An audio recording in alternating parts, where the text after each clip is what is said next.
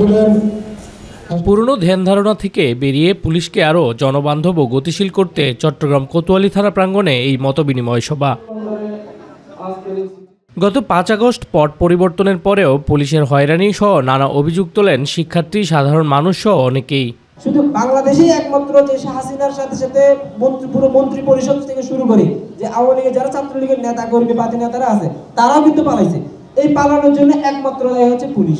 Police নিজস্ব দায়বদ্ধতায় প্রয়োজনে তারা নিজস্ব বাদী হয়ে এদের বিরুদ্ধে মামলা করে এদেরকে গ্রেফতার করবে। মাদকের যে ব্যবসা যারা বর্তমানে যারা চালিয়ে যাচ্ছে, আপনারা একটু তাদের ব্যাপারে একটু সোচ্চার হন, একটু আপনারা খোঁজ খবর লাগান কারা এখানে আছে।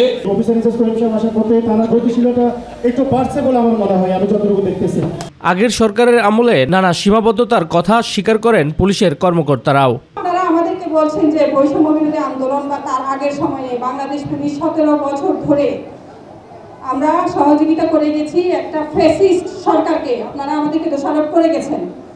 এই একই বিষয়ে আমরা আপনাদেরকে বলবো যে আপনাদেরকে আমরা একটা দায়িত্ব দিয়েছিলাম, আপনাদের যার যার এলাকা মাদক মুক্ত, সন্ত্রাস মুক্ত করার জন্য, সেই জায়গায় আপনারা কাজ করেন নাই। আমরাও একটু করে বলবো, আপনারা বেশি করে বলছেন, আমরা একটু করে বলবো, এইটা আমরা দায় স্বীকার করে নিচ্ছি। সিএমপির অবৈধ সব অস্ত্র উদ্ধার, অপরাধীদের গ্রেফতারের পাশাপাশি পুলিশকে অতীতের মতো আচরণ না করে মানবিক হওয়ার আহ্বান জানিয়েছে চট্টগ্রাম সিটি মেয়র।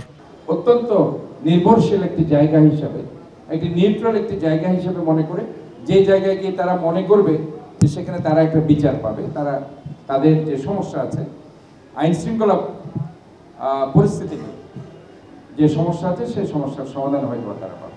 সভায় কোতোয়ালি থানা অফিসার ইনচার্জ আব্দুল করিমের সভাপতিত্বে বক্তব্য রাখেন বৈষম্য বিরোধী ছাত্র আন্দোলনের চট্টগ্রাম সমন্বয়ক, সাধারণ মানুষ সহ অনেকে। শামস তাবরিজ উচ্ছ্বাস, মাই টিভি নিউজ ডেস্ক।